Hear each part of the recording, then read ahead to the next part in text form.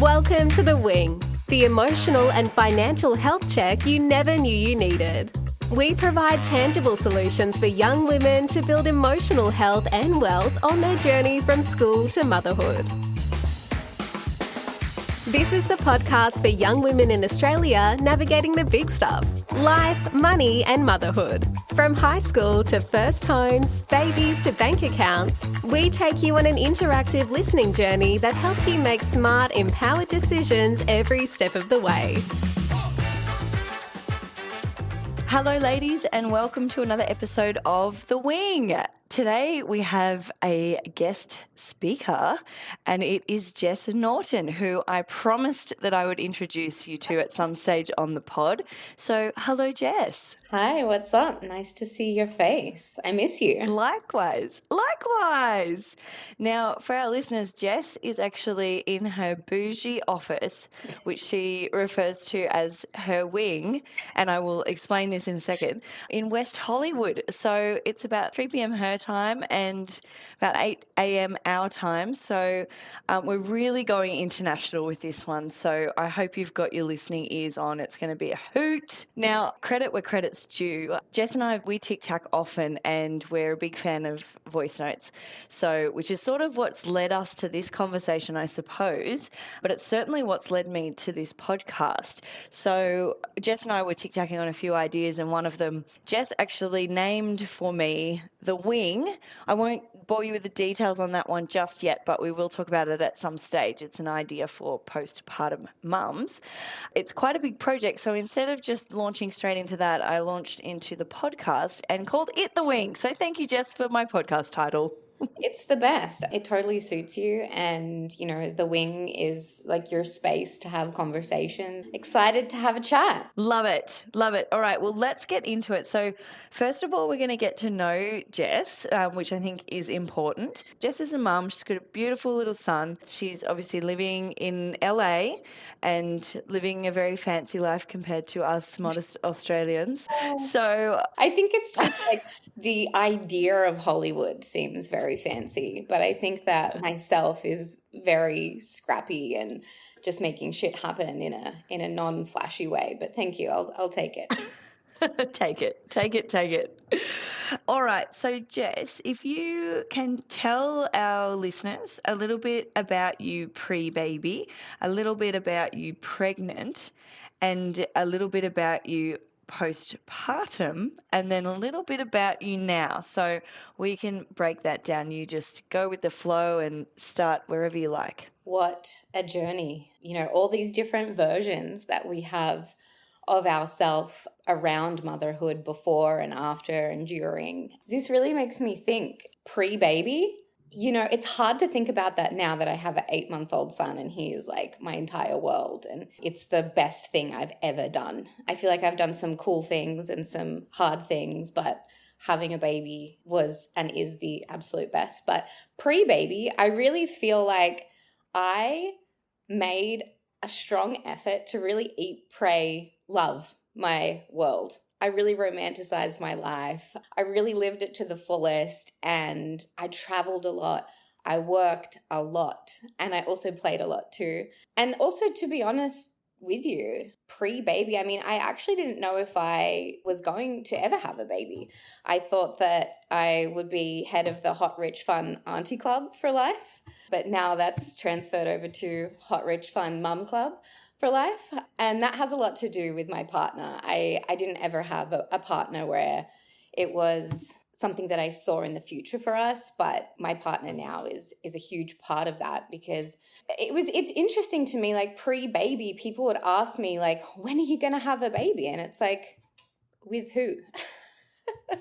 I think that's such an interesting and sort of fucked question, actually, that we asked single women. I feel like my grandma was like, when are you going to have some kids of your own? Find a man and have some kids of your own. And it's like, when are you? Like, you know, it's just such a ridiculous question to ask. But I think that is because, like, I've always loved kids, and, you know, I just adore my friends' kids. So there's that. But Pre-baby Jess, I really, like I said, just feel like I squeezed all of the juicy parts out of my life before, choosing to have a baby. Yeah, absolutely. And watching you go from, to me, you've always been quite aspirational. I'm going to try and tone down the fangirling a little bit, but watching you do exactly that, go and, you moved overseas, you lived overseas, you lived in New York for a while, like LA, like you're very well traveled. You've got property, you've had property since you were quite young. You've had this amazing career journey that hasn't stopped, and I honestly believe you're probably still just scratching the surface of that, and obviously throwing a little spanner in the works, which is have your baby.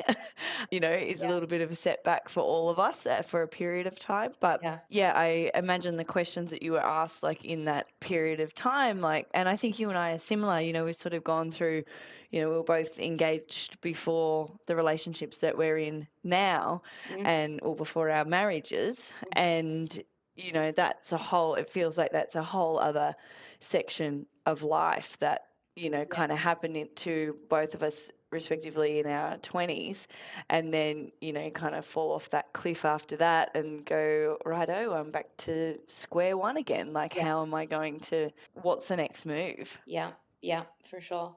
We're always shape-shifting. I feel like women are like just incredible shape-shifters and like making the most of all the moments and seasons that life, presents to us. So Yeah, absolutely. So about me pregnant, well, I just became a raging rhino. I feel like I really leaned into that energy though. And when I say raging rhino, I became so big that when I walked through our living room, the TV would shake. And it's like, okay, cool. Like here's a stampede. Like, and it's just me. So that's really like sums up my whole energy is just a raging rhinoceros. But, I feel like I wish I had a more glamorous pregnancy. I was really, really sick. I feel like I had every symptom that there was: depression, anxiety, pain, lightning crutch, vomiting, nausea. That also did not leave me after the first trimester. I was throwing up until the day that I gave birth. I really feel like I leaned into it. I wore a lot of bikinis. I probably offended a lot of older people on the street because I refused to cover the bump. The bump was just like a big shining moon or sun walking down the street. If I was to cover the bump, it just felt like the Michelin Man. So just wanted to let everyone know, like, yes, I am pregnant. There's no need to ask. You can see. But yeah, I do feel like it was not glamorous for me. And I will say that if I was working in a corporate environment, I 100% would have been fired. I could not work or operate on a usual 9 to 5, going to the office, do this.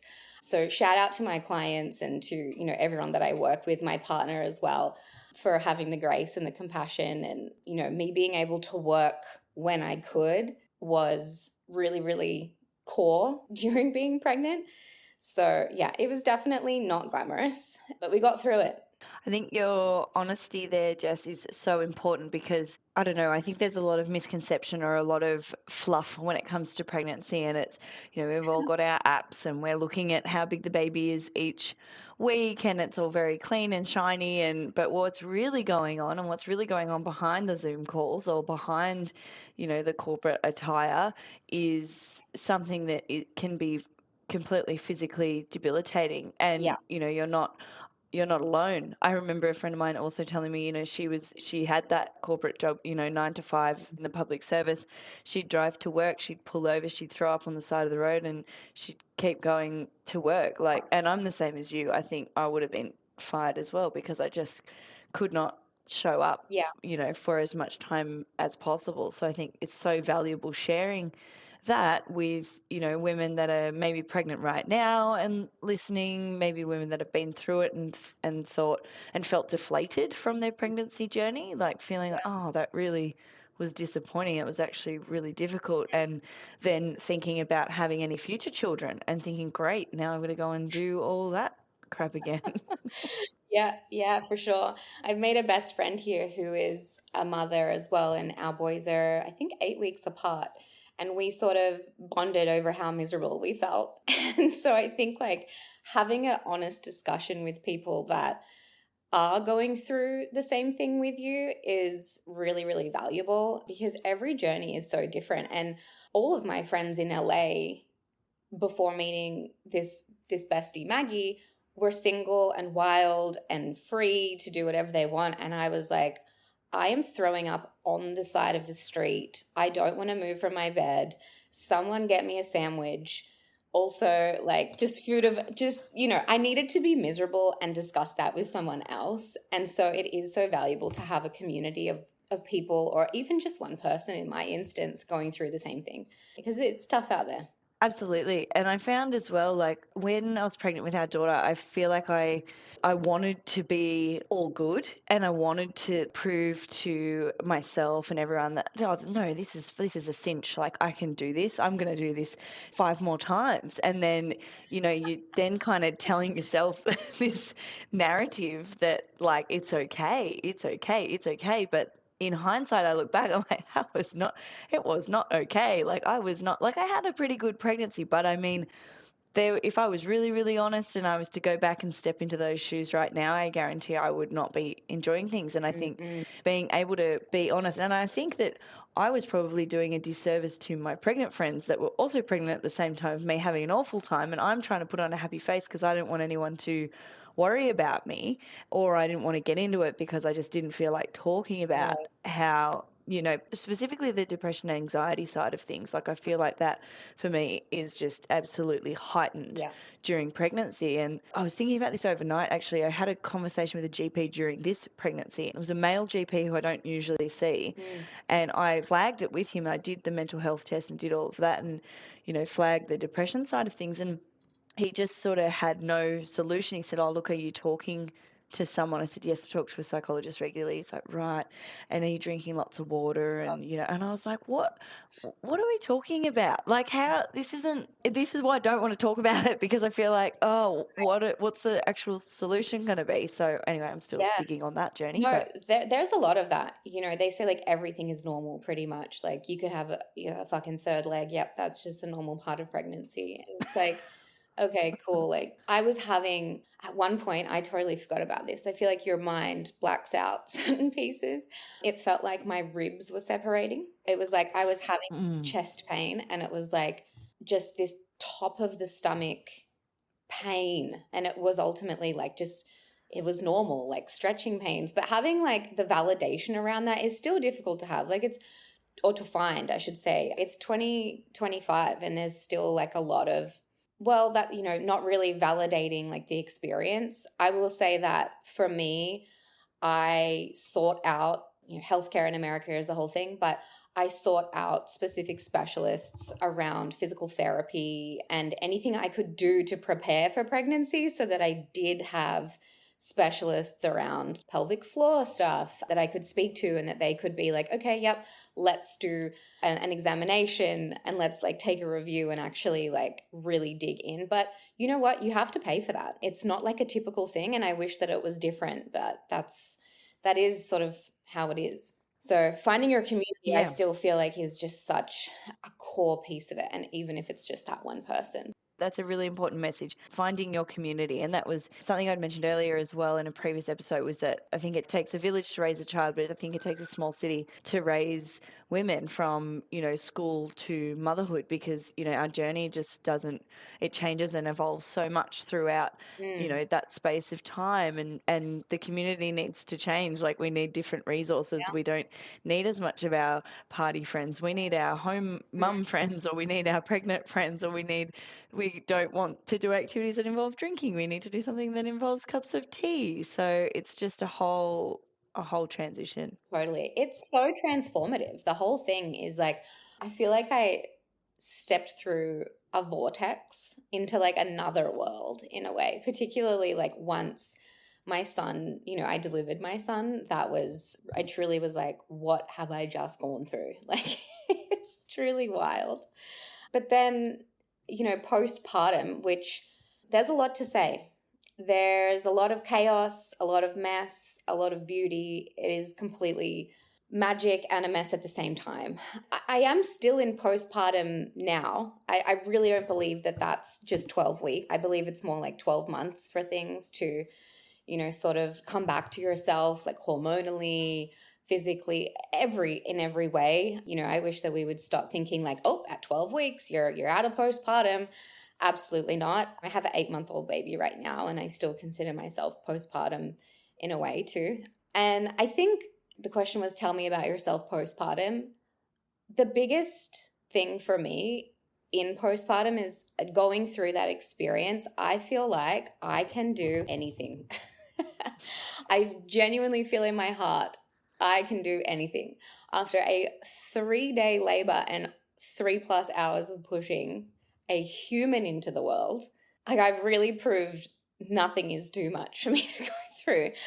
And I've done some tough things before, like moving overseas is a tough thing. I would take some pretty high risks before if it came to investments or choices that I've made along the way. I consider myself a brave person, but this by far is like the hardest thing that I've done. And being on the other side in postpartum is like, I can literally do anything. So yeah, the toughest and best moment. So sitting in postpartum, I have a lot of gratitude for myself and like what I can go through and the resilience and like the mental toughness that, it took, and physical, to go through that. So it was the best marathon to get to here. And yeah, postpartum, Jess, is just figuring it out. I feel like I do best when I have the most amount of information. So when I was pregnant, I'm like, I am reading all the books, all the podcasts. I'm talking to every single person that is a mum. I want to know birthing stories. I want to know the best and the worst parts of it so that I can take all of that data and be like, okay, it's going to land somewhere in between here. Like, I have an idea of what's to come. But I will say that some parts of postpartum you can't be prepared for until you're in it. Absolutely. And I've read or heard that you're right, that the postpartum period doesn't just end at that 12-week mark. Like, right, okay, you've had your baby, you've had 12 weeks to sort of rest and lay about and, learn how to feed and learn the sleep routine and all of that. But then it actually can last up to 2 years. So yeah. The recovery period, it's a long time. And you mentioned the word marathon as well. Apparently being pregnant is like running a marathon every day. So that's something I like to remind Jake of. Yeah. When he gets home and tells me he's tired, I'm like, oh, did you do a marathon too? Katey, men could never, like, love the men in my life, but you could never. I know. And you know what? I think they know. Like, I think the amount of complaining, the amount of mentee bees, I think I told you about my meltdown when I screamed in the fridge to myself. I opened the fridge doors and I was like, "Ah!" Like in there because I couldn't get the anger energy out of me. I think witnessing all of those things, I think Jake is aware that, it's just, it's a big thing. So it's a big thing. Yeah. yes. Mm, Embrace the rage, babe. absolutely. Embrace the rage. Embrace the rage. Oh, that's going to be another whole episode. Actually, we're going to talk about rage ironing, rage cleaning, rage everything. I think I just did everything in an angry state. It was just hectic. Mm-hmm. It is hectic. That's why. I want to hear this from you because I just feel like this is going to be juicy. So, during pregnancy, what were the most unhelpful, or pregnancy and birth, what were the most unhelpful comments? And if you could pinpoint which ones were the worst? I'm trying to think because they were all quite horrific. People said a lot. One that was very common for me in pregnancy, which was like, "Oh, you're all belly." Okay, thank you. Yes, I'm just belly out. Thanks, I'm just mate. belly out in the world. I did Pilates, reformer Pilates, throughout my pregnancy, and I had this one instructor, which, I don't think she meant it by being malicious, but she would just constantly comment on my size. She was like, "You're gonna have a big baby with that big belly," and just like, as I'm fucking barely balancing as it is, like trying to do a lunge with like, it was a big belly, like, I have a big baby. But, just the commentary while I'm like trying to do a pose was definitely not needed and unhelpful, which, to answer your question, that was one of them. Two comments really stand out for me. Number one was from the car wash man. I was going to go get my car washed, and it's one of those ones that you drive through. I'll give him a little bit of benefit of the doubt, but I could barely reach the steering wheel with my belly. It would touch sort of just the top of the steering wheel. And I didn't actually think that you could see from outside the car that I had a giant belly, but apparently you could. And, I'm driving up and it's my turn next. And this man who's like ushering all the cars to go through the car wash, like the one that, is quite scary that you just drive through. He's going like this. He's saying, wind your window down, and like making that action to me. And I'm thinking, oh, what have I done? And this is my first time doing a car wash in LA. Like, I've probably driven over the wrong thing. He asked me to put the window down before going through the car wash. Here's me thinking I've done something wrong. And he goes, oh, I just want to ask you, miss, you have 1 or 2 babies in there? 1 or 2? I just have 1, sir. I just have 1 baby in here. And I put the window up. Like, are you fucking serious? You asked me to put the window down, stop me from getting my car washed to ask if I have 1 or 2 babies in my belly. Like, that's your business. So, it was the perfect response was just showing him 1 finger. So there's that. There was that one, which was pretty horrific, because then I just had to sit in the car wash for 14 minutes thinking, okay, great. And then another time I was getting a pregnancy massage, which, it's in the name. I'm going in because I'm pregnant. This woman was adamant. A lot of people were adamant and just wanted to check that there was only 1 baby inside my belly. So this is the second one where she's saying, 2 babies? You have 2 babies in there. I'm like, no, just 1. And she was like, no. I was like, 1 baby. Yes. Like I don't know my own body. Like I've never gotten an ultrasound. And this was at, I think, 5 months pregnant. So, I wasn't even that close to giving birth. So very unhelpful when people would sort of ask me if there was 1 or 2 because of, I'm guessing, my size. But yeah, those are probably the 2 worst ones, because it's like I'm going into the car wash for 14 minutes of peace, and I'm also going into this massage for 90 minutes of peace. Oh, and also that lady did pray over my stomach for a girl next time. So that was also unhelpful. She asked me the gender and I said it's a boy, and then she decided to think it was appropriate. It was a good massage, I'll give her that. She did give it a good physical experience, but I was just like, wow, the audacity. The comments are bigger the worst. I got one of those from my friend's husband. He was coming to do some plumbing and I opened the front door and he goes, oh, geez, you're about to pop. You're about to pop. I got that when I was 6 months pregnant, and I said, not even close. Not even close. Not even close. All the ones on the flip side, but they're like, oh, you don't even look pregnant. Like at the very start, when you probably don't actually look pregnant, you just sort of look normal. You don't even look pregnant, then you start going into a spiral like, oh, the baby's not growing enough. Oh, it's like, oh, I'm not eating the right things. Oh, no, what if the baby isn't big enough? Right. Like what? It's just, I don't know, the comments. Both ways is really, truly horrible both ways. But, I can't relate to that because I feel like I looked pregnant 4 days into being pregnant. So actually my friends guessed that I was pregnant based off my face. So that was apparently a giveaway. The fact that you were able to keep it light and continue on with your car wash and your massage, that, that's a testament to you. Now, probably still on the topic of comments and opinions of others, this section's called Guns and Guts, how we need to stick to them when we get bombarded with comments and opinions that aren't ours, and how to handle outside opinions, commentary, or unwelcome feedback. Now, Jess, if you have some insight or advice, or perhaps a situation that you've been through that you would be comfortable sharing that might be helpful in terms of how to combat those comments, like whether it's a family member or a friend, or, for example, I've mentioned in the past I had gestational diabetes with both babies. I'm yet to find out if I have it again this time. And one of the most unhelpful things that was said to me was, in comparison to somebody else, was that, oh no, she couldn't have had gestational diabetes because she wasn't overweight and she didn't eat bad. And to me, I was like, oh, all right. So you've just basically said that about me. So thanks so much.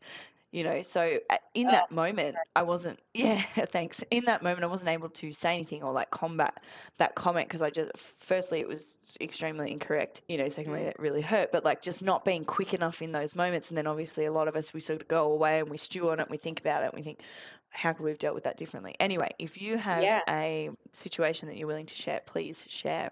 I feel like there was just a lot of situations where, people would say really unhelpful comments or, feedback that it wasn't feedback because I never asked for it, right? So I feel like I have a really good one-liner, which if someone's saying something inappropriate to you, I think really putting that back onto the person so that you don't feel any sort of shame or shyness or any sort of way is like my best piece of advice for combating that. And my one-liner is, I'm surprised you're comfortable asking me that. Because then it's like, oh, you're actually, and you can say it kind, like if someone's saying something super whack to you, you can just be like, oh, I'm surprised that you're comfortable asking me that. And then it actually just makes them think, and you'll probably get like some sort of an apology. So that was my number one-liner. If someone was saying something absurd to me, or if there was a mean comment or something where it was like incorrect, like your story that you just shared, saying exactly what it is, like, well, that's an unkind comment. There's a way that you can be quite loving in saying things, but you're also not taking any bullshit or you're not taking on board what people are saying to you by saying like, I'm surprised you're comfortable saying that, or that's an unkind comment. Just bringing to light exactly what it is with a smile on your face. Absolutely, and the tone of voice, like you're not saying anything nasty there, and you're sticking to your guns about it, and that awareness piece, and it's usually coming from someone that might be, you start realizing more things about that person. You're like, right, okay, so they're not very self-aware. There's obviously, some projection in there. Yeah, absolutely. Like, you can start to pull it apart. And for those of us that have been in some sort of therapy or speaking with psychologists or mental health professionals, it stands out to us like a sore thumb because we're like, okay, well, it's very much about that person rather than it is about me, but it doesn't take away the fact that those comments can really cut. So I think those are great. Though if you haven't written those down, ladies, do it now. Pop them in your notes. And if you're going into a situation where you think, oh gosh, we're going to see judgy Aunt Sharon today, so I'm sure she's got something to say about my pregnancy or about the way I'm parenting, having those little combat methods up your sleeve is perhaps a good way to go in. That's not that you're going in combatively, but you're going in with a bit of a protection method. Yeah, it sort of dismantles like the whole situation by just being like, you're sort of reflecting back to them by saying, I'm surprised you're comfortable asking me that. Really works for a lot of situations. Even, people would ask me about what I'm thinking, how much maternity leave I'm going to take, or, just things that, number one, I actually was unsure of, but were deeply personal. It works in a lot of scenarios. Yeah, absolutely. I actually started noting down a few that had come to me because I thought I need to write these down and get them out of my head and my body and my energy because it was just too much. Like, so here are some. So, God, you must be looking forward to just having the baby here. I'm like, okay, that implies a lot of things. Are you so nervous about having 2 under 2? I'm like, okay, so it's the implications of that I'm not capable is just written all over that one. When are you going back to work? Yeah, same as what you said. Yeah. When are you minding your business? When are you minding your business? Totally. Oh, how's Jake going? That one really used to grind my gears. That, I feel like that's a big Australian one. That is, I got that from a lot of Aussie people, actually. How is Joel doing? Like, nothing's changing for him. He's great. He didn't push a baby out of anywhere. Yeah. This one, actually, you reminded me of this one. Oh, this must be your first baby. Is this baby number 1? Yeah. First baby? People would say like that. First baby and like eyebrows raised. And I'm like, are people saying that to me because I couldn't possibly the way I look is just so beautiful and refreshed and young that there's no way I could have another kid. Is that the only reason that people are assuming first baby? Like, I cannot think of another reason. Is it? I truly can't. So that's what I'm telling myself when people would say that to me, which that one was, yeah, you're bringing back a lot of memories for me. Thank you, Katey. Yeah. Sorry. I know us as postpartum women have just buried these deep, deep, deep down, but we're bringing them out today for a little play. Oh, yeah. Wow, you're so big. We've covered that one. That's a cracker. Now, I have recorded an episode on bottle feeding versus breastfeeding, so this is relative to that. But I got a lot of comments around this, like, oh, wow, I need to learn how to make a bottle to feed. Like it was the tone of voice for me in those situations, or comments in the background. You're thinking of not breastfeeding? Oh, I wasn't thinking about it. I've decided it's not happening, but yeah. Oh, Look, boy. it's like, it truly is wild that as women, we're going to be judged no matter what the decision, honestly. It's unfortunate, but I think that when people are deciding to judge you, like that's not shame that you should hold. It's actually shame that you should give back. Yep, totally. Now, Jess, some more questions for you. So, this is a big topic in the postpartum period, managing the help. So, now that's probably a poor choice of words on my behalf, but, we're talking about family, friends, husband, nanny, Yeah. Whoever is in the situation with you, managing those people in your community, the challenges, the benefits, and any relatable chit chat you have on that topic. Yeah. I was a little naive around this. I've heard like it takes a village, and I'm like, yeah, okay, cool. I'm like hyper independent though to a fault. So that I didn't feel that until it really happened, until I was there, until I was like, oh yeah, like I can't, and I had no real complications after giving birth and still was like, bed resting. I didn't really understand what that would mean without being there. I live in LA and my family is in Australia. My mum did come over when my son was born and then another time as well. But our help and our village and support system was a lot of a paid support village, with nannies and caretakers and things like that, because you can't do everything yourself. Like that is just, it's not doable, period, end of story.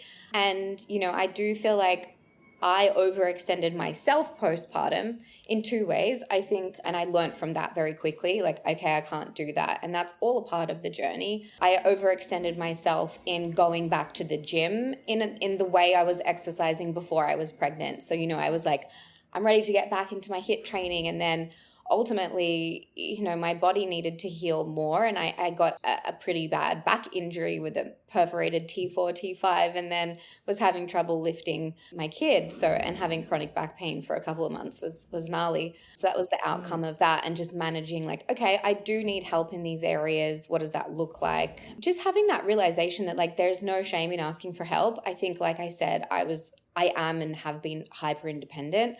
So it was a real shift for me to be able to think around how to manage those pieces. I also did the same thing with work. I mean, I think I have done a lot of work on myself on like my identity is not just my career.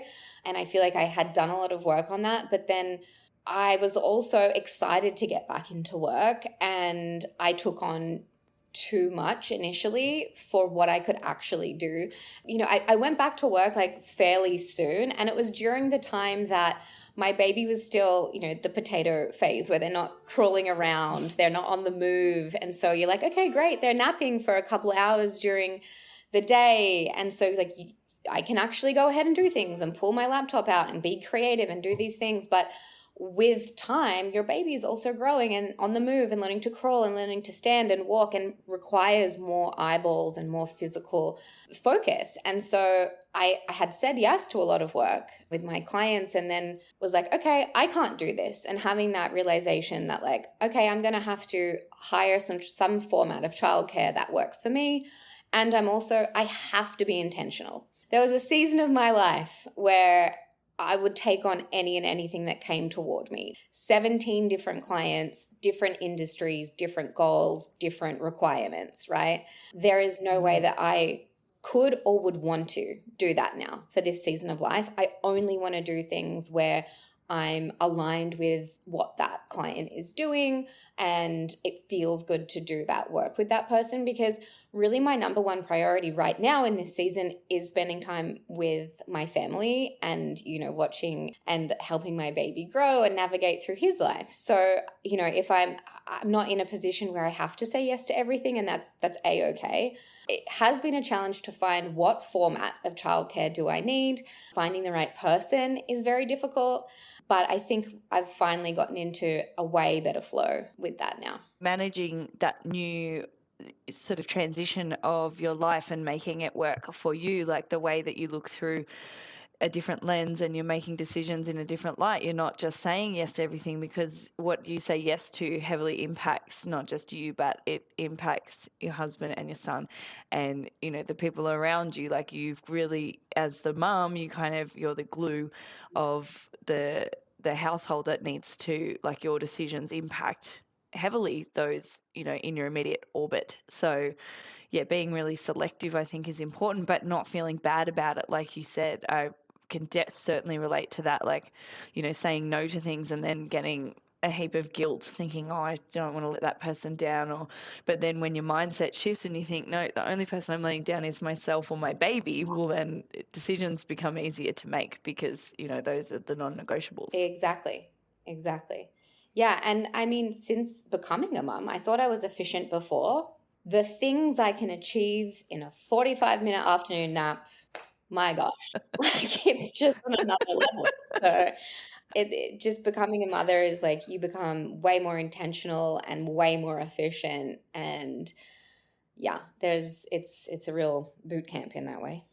That's why I have my little wing here, because it's like, I am a new mum. So when I hear my son crying or making a sound or whatever, I first of all have a full body response where I'm like, I can't concentrate. And then also he'll hear my voice and he's like, I want my mom. So it's I just actually have to go to my little office and do my thing there. Physically be in a different space. Yeah, well, that's why I've got these noise cancelling headphones on, because what I was finding is when I was working or in meetings or whatever without them, I can hear the kids downstairs, like with the nanny or with my mum or with Jake or whatever. And it's like yesterday I found myself just like constantly taking them off, because I was like, oh, that cry's been going on for too long. Right. Like, I need to just go and check. Like, it really is distracting, isn't it? Yeah, I mean, we're just like, but it's literally our biological job is to make sure that our babies are okay. So what's happening is very normal. And it's almost like the opposite to not follow your instinct of like when your baby's making a sound. So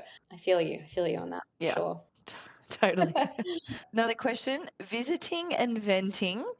What should be the visiting rules when visiting new mums, and any experiences that you've had with, people coming to see you particularly in that postpartum period and that inside of that first 12 weeks, but also beyond that, any experiences or advice? Yeah. My advice is to always trust your gut, first of all. Like, if you feel like you don't want visitors and that's like your request and your preference, that's your preference and that's your prerogative. Like, or you should be empowered to actually make those choices and set those boundaries in postpartum around visiting, around, who you want to be around. And I do think that it's wildly personal. I have a friend who wanted everyone they knew around to be in the hospital from when the baby was born. For me, that's my worst fucking nightmare. Didn't want anybody around. I just wanted to be in the bubble and to be having that option of having no one around and inviting people over when I was ready. That was my request. So I think that my advice is to trust your gut and set your own personal boundaries. I don't think that there's, me telling you how to do something is just not how I sort of want to set the stage for that. But for me, I did have a little bit of disappointment around when I started to invite visitors, and I wasn't sure if it was cultural. I live in a different country. America is very different to Australia, but some people came empty-handed, and to me that was not okay for me because, like I said, I had no real complications with my birth. And even then, I'm not able to stand and serve a cup of tea or make a cup of coffee. Like, if you're going to come over, bring something or bring an impeccable vibe, okay? Or else don't come, because what postpartum is, like I said, mess and magic and chaos, and you want calm as well. So if you're going to visit someone in postpartum or you're visiting a new mom, like, their whole world is shaken up. So like, the least you can do is bring a meal, or like, you don't even need to buy a gift for the baby, but just make a meal. If you're already cooking for yourself, like, cook for a mum, because she's unable to really take care of herself in the way that she used to. So there was like a couple moments where I was a little bit let down, around not receiving certain things from certain people. We'll keep it ambiguous. It's very wildly personal how you want that to look for yourself in postpartum. I had my son in the flu season, so it was just important for me to protect him from sickness with visitors and, the wild card of that. Definitely don't visit a baby or any new mums, or really any family, if you're sick. Like, I feel like that is really something actually that everyone can apply. If you are unwell, or even if you have a sniffle, like, new babies don't have an immune system, so just don't go. Like, you can see them later. I think that's probably my number one rule for everyone. If I can give a rule or give a wake up call, if you will, to people, just don't come. It's actually a gift for you not to come if you're feeling unwell. That's actually helping me protect my newborn and my baby. And also, if you're coming to visit, like I said, impeccable vibes only.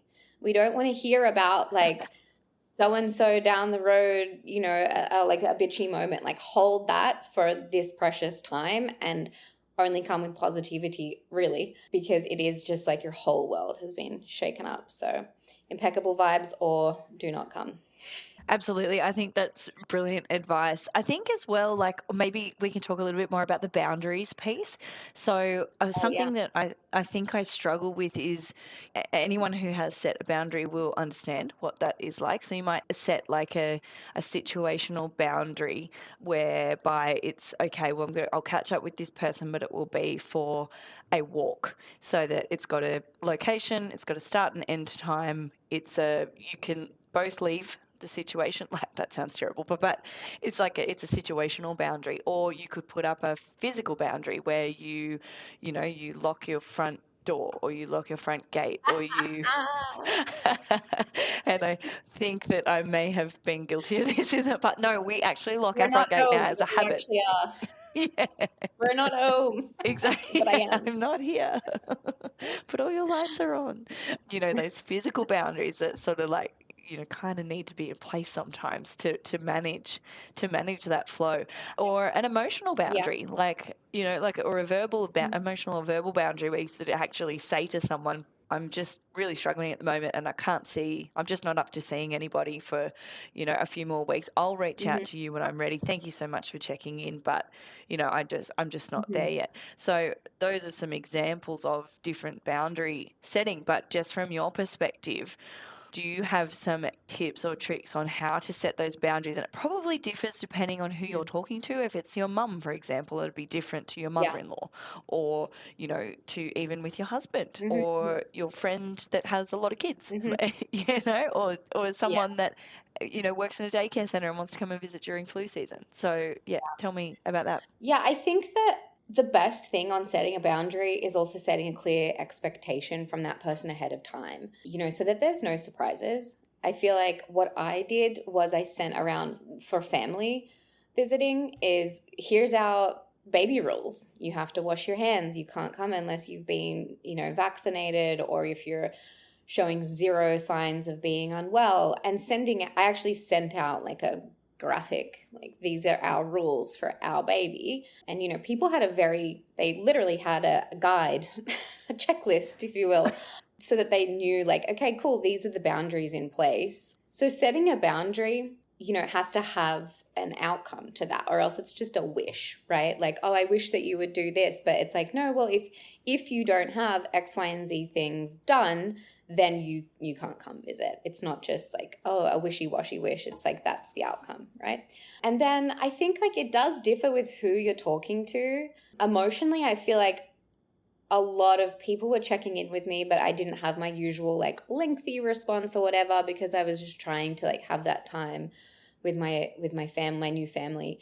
Yeah, I think just having an expectation set on the, upfront really helps you arm yourself with like, okay, these are the boundaries. You've already pre-thought about it. And I like what you said about having a time limit on an interaction. I think that's, you're not abandoning your own needs by, having someone overstay, for example. I think I did that. I need to think back to, it actually doesn't even matter who it was, but if people were to stop people from overstaying, I would say like, okay, yeah, we're open for a visit from this time to this time. And there's nothing wrong with that. I feel like if someone's taking offense to that, that person probably doesn't need to be around. That person probably doesn't understand you, honestly. But I feel like I didn't have like any major oversteps because I did set the boundaries and I did set the expectations.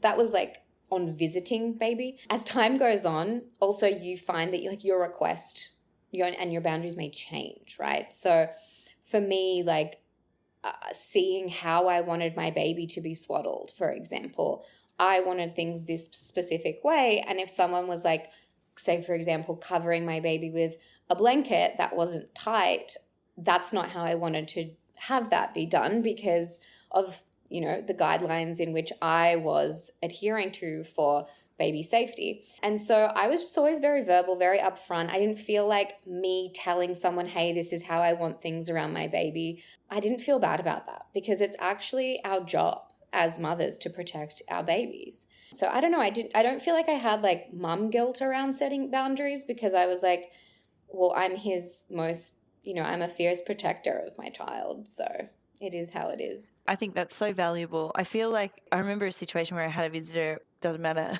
who, but it's someone I'm no longer in contact with. And I wasn't in a lot of contact with at the time, but I sort of welcomed that visit because they insisted and they had a gift and I felt bad and I felt like I had to impress that person. I remember I was so uncomfortable with them being here. I had our daughter in my carrier and I was sitting down on the couch while she slept on me, which is obviously all you mums know that that's a very sacred time where your baby's sleeping so you can be sleeping or you could be doing stuff that you need to do or just go have a drink of water or something, and the story went on to a stage where she started talking about her life story and I said, I was like, okay, and I was trying to diffuse this situation. I just could not get out of this conversation. Obviously I can't leave because it's at my house. And Right. then she stopped and she said, haven't I told you my life story? And I stupidly said, no. And she literally went on to tell me that story. So I think it was from that moment that I was like, right, I need to really trim down who we're letting in because I just don't have the mental capacity to be having these types of conversations when my baby's obviously small enough to still be in a carrier. I don't remember how old she was. She would have been, 2 or 3 months old. And because I didn't want her to be held by this visitor because then I thought, then I'm never going to get rid of her, and I miss out on enjoying that cuddle. And I think too, I'm curious as well, when somebody doesn't respect your boundaries, do you have a default or like in that, do you deal with it in that moment? Is it something you deal with afterwards? Like, I guess maybe you haven't needed to deal with it because you've set those expectations nice and early and given time limits and been really clear on that, which I think is extremely valuable. Yeah, I do feel like I did my best to like set some boundaries up front. Some things slipped through the cracks. I think my default is and was anger, postpartum rage. I had pregnancy rage and postpartum rage. Just the rhinoceros continues, really. But I think that's a tough one because you need to think about like there on the spot. It just totally depends. It totally depends. Like if it's family, I feel like I have a partner that I was able to really riff with on like, okay, this thing happened. I was uncomfortable. How can you support me as my teammate around this creation so that it never happens again? I think like I really leaned on my partner for that to help me because I'm just one person. And I do feel like I'm so lucky I have a very supportive partner and he was able to communicate like on my behalf actually in a couple of instances, which was nice. So yeah, I think that's really what I I did initially get angry right away, but then, in discussing with my partner, like, how can we stop this from being something that continues? I'm really lucky to have that person in my corner. That's probably a message in itself, is that, yeah, whether it's your partner, whether it's a sibling, whether it's a Yeah. parent, or even a friend. Like, if you Yeah. need help setting the boundaries or maintaining the boundaries and making it clear so that situations don't keep repeating themselves, or, taking yourself off site, like having somebody there that can sort of, have a little whisper in the relevant party's ear to just kind of nudge them in the right direction. Because a lot of the time, the people that are in your network are not actually trying to do anything malicious or trying to get in your way. They just literally want to come and see your new baby and see you and assess the situation, make sure everything's okay, and hear about it. Like, it comes from a good place. But when you're in that state of mind, it can really just go the opposite way, and you end up, I was the same as you. I feel like I was just find myself sitting there getting really, really frustrated or really, really angry that the situation wasn't wrapping up and there was nothing I could do to get out of it. And no matter how many times you signal, like, you're sort of like, all right, well, I'm just going to go pop her down now, so that, we can both have a rest. Like, sometimes that doesn't work.